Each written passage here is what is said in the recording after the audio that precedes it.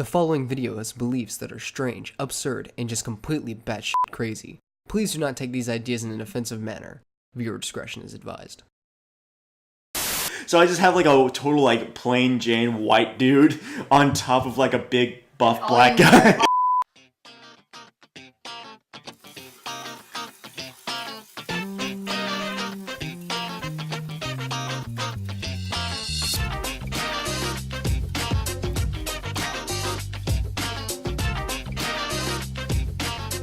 Welcome everybody to Walton's Wheel of Wisdom, and I'm your host, Riley Walton. We're not sponsored or anything. I just like snacks and soda.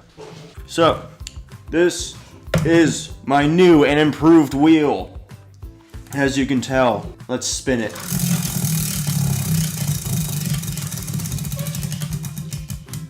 We're on red.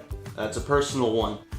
Tell us about first time you got drunk. The first time I actually got like seriously drunk, not just the first time I had like a beer with my stepdad or anything, but like the first time I got drunk. I was maybe 13. My mom had this boyfriend, I can't even remember his name. Let's say his name was John Doe. He was just some guy who had like paintings in his house. He was a weird dude, I think. But I think like he was still in love with his ex-wife, so that ended the relationship pretty harshly. But I remember, like, my mom, for some reason and for some occasion, she brought home a bottle of whipped cream vodka. And I had like 3 neat full glasses of that, and I threw up in my shower. What did you throw up? Was it just like acid, just vodka? Oh, it was just acid and alcohol. Because you hadn't had anything to eat. No, I didn't have anything to eat because I thought that would just dilute the alcohol because I was a fucking hardcore kid back then. Everyone makes that mistake at least once. But yeah, I just threw up in my shower at 13 years old after drinking like 3. I think my fucking brother was there too. Yeah, my brother was there as well. And that was when I learned that I was what they call a beer queer. When you get drunk, you act very flamboyant and gay. That's when you learned that you were a homosexual. Mm-hmm. And that was the night I blew my shower head. Just to point out, we also have second camera now. Yeah. So that way you can get us in the shot and you at the same time. Like, perfect for a good, talk show. 3 pretty faces are better than 1. That's a lesson. Next question. Good spin. Damn, time out shower. Damn good spin. Yellow. Yellow. Hey, this is our first yellow, our scientific question. Scientific question. Pandas, again. I'm gonna be honest, I don't know shit about pandas. I just have a personal hate for them. I don't know really anything scientific. I don't know what you mean in the context of science for pandas. Like, why do you hate them scientifically? Like they're biological. Well, I guess he kind of issued that last time. Yeah, he did kind of issue that last time. But this does bring up another reason. This has awoken another hate that I have for pandas as far as like how this shows a new degree of just how pointless and useless they are as a species. Pandas have diarrhea 100% of the time. They constantly, it's fucking all the time and every time they take a shit, it's diarrhea. You wanna know why? Because they eat bamboo. They eat bamboo even though they're bears, but the fact that they got so fucking lazy as a species that they just resorted to eating a fucking stalk in the ground, it really sheds a whole new light on pandas and why I hate them even further. Yeah, I want to like... It came back. It came back. And I think the first time I got drunk, I also told everyone why I hated pandas as well. That was when it began? Yeah, that's when it began. We could almost make a short of that. We could, honestly, and I think it needs to be addressed more often. What, pandas or your first time you got drunk? Both. I can get drunk and talk about why I hate pandas so much. Very recently, I think like within this week, I heard that pandas are no longer an endangered species. 30 years of fucking progress for nothing. What a waste of time. Next question. Here's to you, pandas, you fucking assholes. I'm getting a lot of good spins this episode.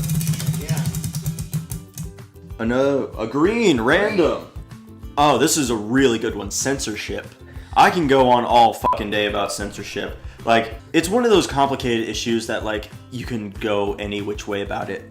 I believe that, have you ever seen the movie V for Vendetta?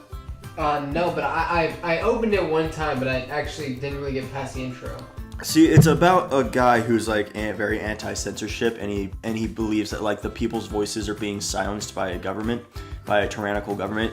You know, it wasn't like reinventing the condom or anything, but it was like it did bring up a lot of good issues. One of my favorite lines in that whole movie is "Ideas are bulletproof." And ideas are bulletproof. I mean, it doesn't really make sense out loud if you haven't seen the movie, but it's like it brings up a very good point that ideas are bulletproof. Thus, you can't just get rid of an idea. You can't kill an idea, because everyone will still have that passion or that drive or that voice in their head that they want to get out. Everyone wants to have a voice, and it's honestly like very sickening to me that one of the main mediums of media that shouldn't be censored and was never designed to be censored was internet, where it was never designed to be private or safe, even though people did demand it. It was never designed to be like that in the beginning. So I think, if anything, you shouldn't censor the internet, because it's a free highway to literally anything in this world. Sure, you can watch a guy get decapitated, but you know, I mean, you can find that anyway. You just can't use Google to find that. It started like with the government, like there was when regulation for the internet was starting to become like a hot button issue for most people, and they decided like, okay, we can censor the internet, we can do that, but we also still kind of need the internet for a lot of other things. So they invented a thing called an onion router. It's called Tor. It's an acronym for the onion router. It's basically just a search engine that brings you all the stuff that you can't get on Google. So it's kind of like a deep web or dark web. It's a deep web or dark web or Whatever you want to call it. deep web. It was invented by the government for the government, but people still use it for like crime or they still use it for crime or things that Kind of shouldn't. like the internet's black market. Yeah, it's like an internet black market, and you can find black markets. That's why you hear about people like hiring assassins on the deep web or something like that. Yeah. You're probably asking yourself like, well, why doesn't the government get rid of it if they create it? Because they use it. Like a CIA agent going undercover, going to another country, needs to use the Tor just as much as like a drug dealer uses, because there are websites that you can buy drugs. Like for instance, there is, and I'm not telling people to go out and buy drugs on the deep web. I'm just saying you could. The option is there. Yeah, the option is there. Let's not spit out any like. No one could technically stop you. Because just hit this link right over here. Yeah. We'll take you straight to it. It'll take. I won't tell you to click the link above my head, but it's there. We're just gonna put a link that says www.www.com. Yeah, and it'll bring you to this video where I tell you to click that link. It's just an ending loop. Yeah, it's just an ending loop of But what was the point? I don't know how the hell that correlated to censorship, but I'm for the deep web. Chocolate and Dr. Pepper go so good together. Anyway, next question.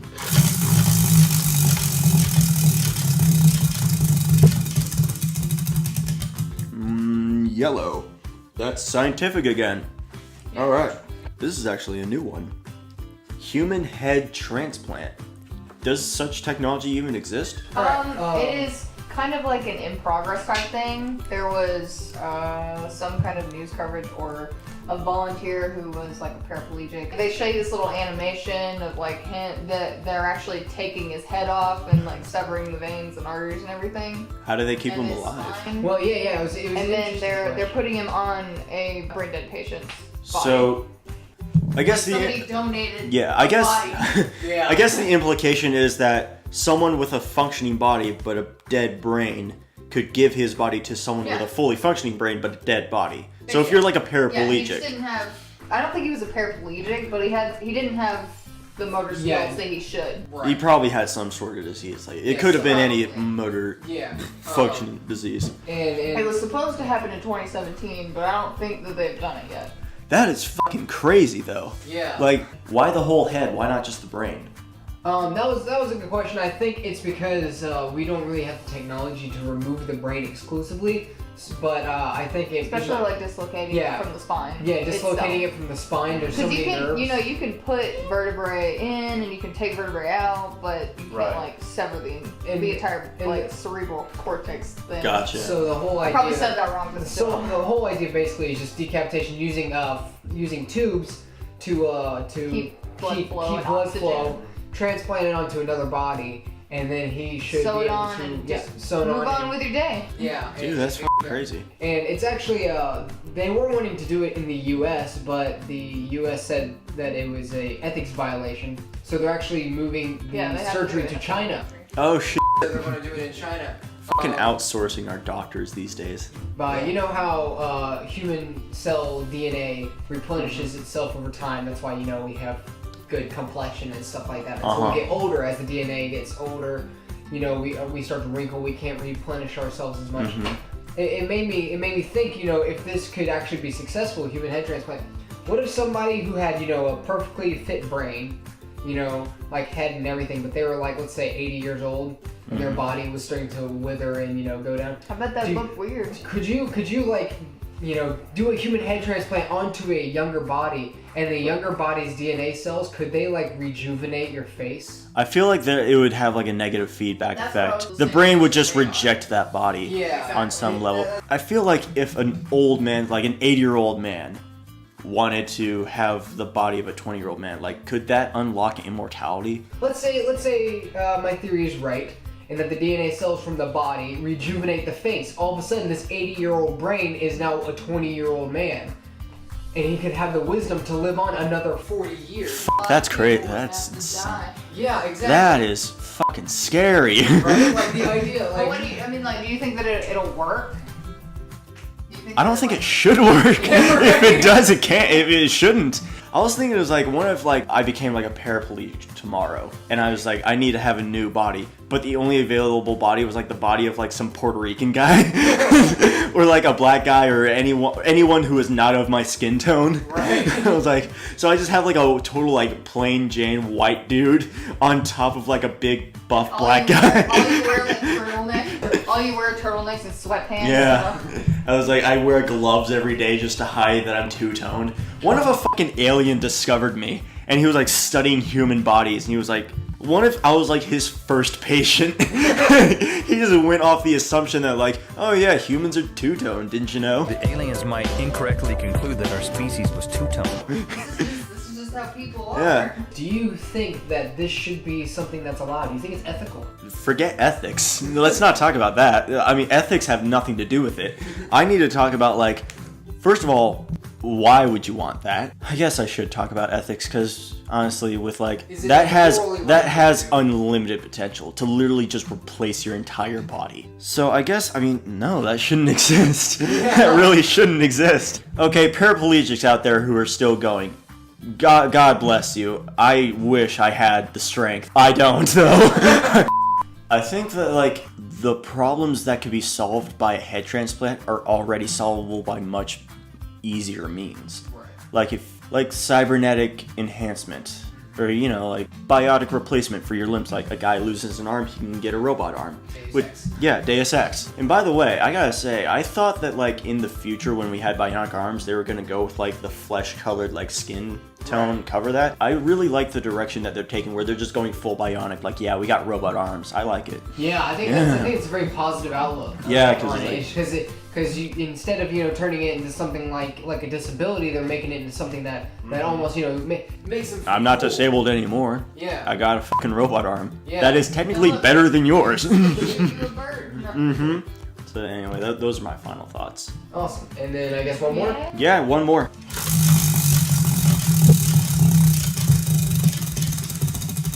And blue. Political. Governmental corruption. Well, that's just a universal constant. That always exists.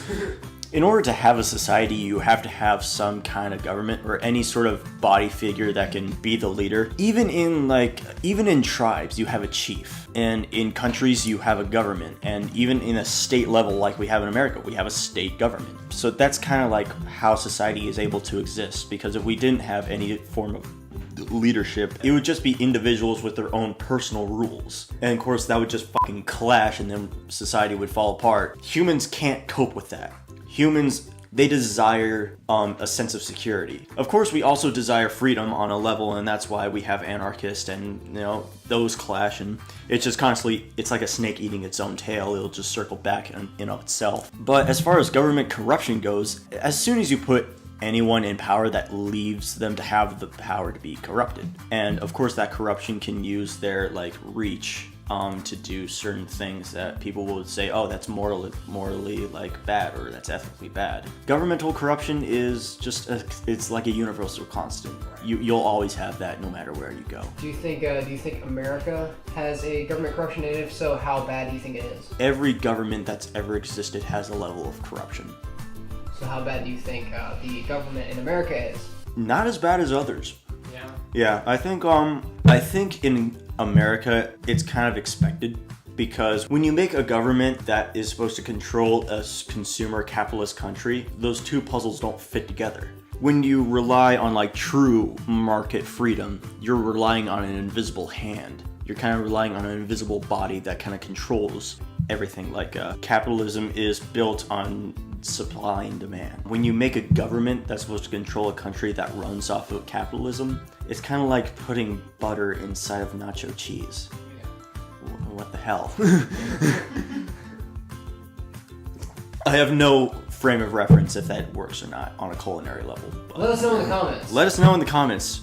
One of you do that. And go ahead and comment some things that you want to see him talk about. I would like to talk about our government particularly. It will always be corrupted on at least some level, because in order to make sure the government can't be corrupted, it has to self-regulate itself, which requires a government above the government. Nothing is ever self-regulating. Even if it's a machine, it will just like kind of go off rails at least once every now and again. And of course, if a government, and this government is built on humans, and humans are sporadic creatures already. Like, we have free will and we have a mind of our own, and that will decide like how corrupted we are. So as far as like this country goes, it's kind of on a different level because of the capitalism part of it, where it's like we can easily be bought out and we can be lobbied.